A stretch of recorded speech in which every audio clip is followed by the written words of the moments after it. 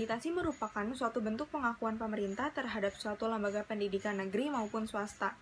Bagi suatu lembaga pendidikan, akreditasi sangatlah penting untuk mengetahui sejauh mana lembaga pendidikan mereka sudah memenuhi kualifikasi atau kualitas mutu yang telah ditetapkan oleh pemerintah.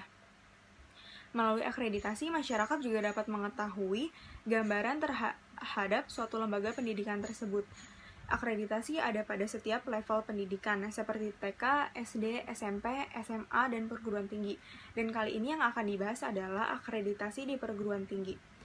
Akreditasi di perguruan tinggi dinaungi oleh BANPT atau Badan Akreditasi Nasional Perguruan Tinggi. Tujuan dan manfaatnya adalah untuk memberikan jaminan kepada masyarakat bahwa instansi perguruan tinggi yang telah terakreditasi telah memenuhi standar mutu yang telah ditetapkan oleh BANPT, sehingga masyarakat dapat memiliki perlindungan dari penyelenggara perguruan tinggi yang tidak memenuhi standar mutu yang telah ditetapkan. Akreditasi perguruan tinggi dilakukan di perguruan tinggi swasta dan perguruan tinggi negeri. Dengan pendidikan yang bermutu diharapkan dapat menghasilkan generasi penerus bangsa yang berkualitas. Jadi, kriteria penilaian akreditasi di perguruan tinggi itu dibagi dua. Yang pertama itu untuk lembaga dan yang kedua itu untuk program studi. Kriteria penilaian untuk lembaga itu ada, yang pertama itu ada izin penyelenggaraan pendidikan tinggi, yang kedua itu ada persyaratan dan kelayakan penyelenggaraan pendidikan tinggi, yang ketiga itu relevansi penyelenggaraan pendidikan tinggi dengan pembangunan, yang keempat itu ada kinerja perguruan tinggi, dan yang kelima itu ada efisiensi pengelolaan perguruan tinggi.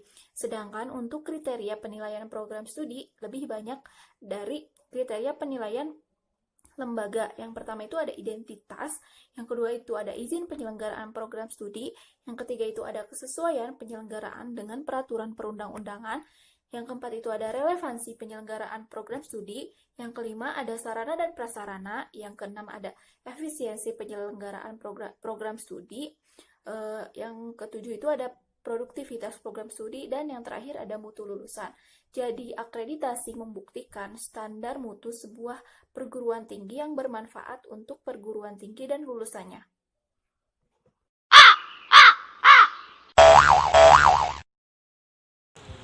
Menurut KBBI, reputasi adalah sebuah perbuatan dan sebagainya untuk mendapatkan nama baik dari masyarakat.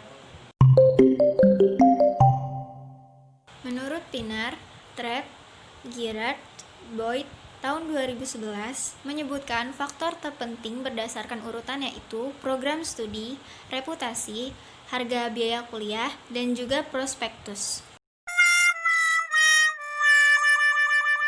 Pada perguruan tinggi itu penting untuk diketahui, dan apabila akreditasi dari suatu perguruan tinggi itu bagus, maka reputasi yang tersebar di masyarakatnya pun juga bagus. Pertama, perusahaan akan lebih mempertimbangkan mahasiswa yang telah menjadi lulusan dari universitas tersebut. Kedua, sarana prasarana maupun sistem pembelajaran pun terus ditingkatkan sehingga pembelajaran akan lebih efisien dan modern.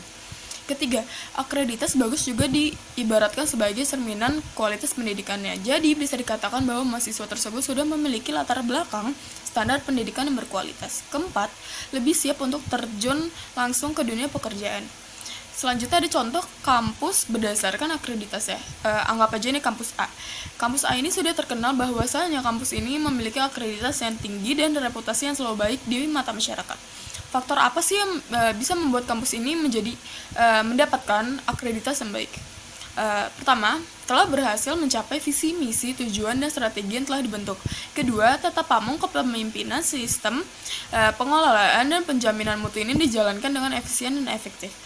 Ketiga, keketatan para calon mahasiswa yang ingin baru masuk ke kampus A ini, serta juga lulusan-lulusannya. Keempat, sumber daya manusianya yaitu rasio antara mahasiswa dan dosen pengajar. Di kampus ini juga lebih meningkatkan dosen yang lulusan S3 dan memperhatikan juga berapa banyak sih mahasiswa yang lulus pada tiap tahunnya. Selanjutnya yang kelima, kurikulum yang dikembangkan di kampus ini juga menggunakan kurikulum berbasis komputer atau KBK. Yang terakhir adalah pembiayaan sarana prasarana dan sistem informasinya akan terus dikembangkan. Sekian dari kelompok kami, kurang lebihnya mohon maaf. Wassalamualaikum warahmatullahi wabarakatuh.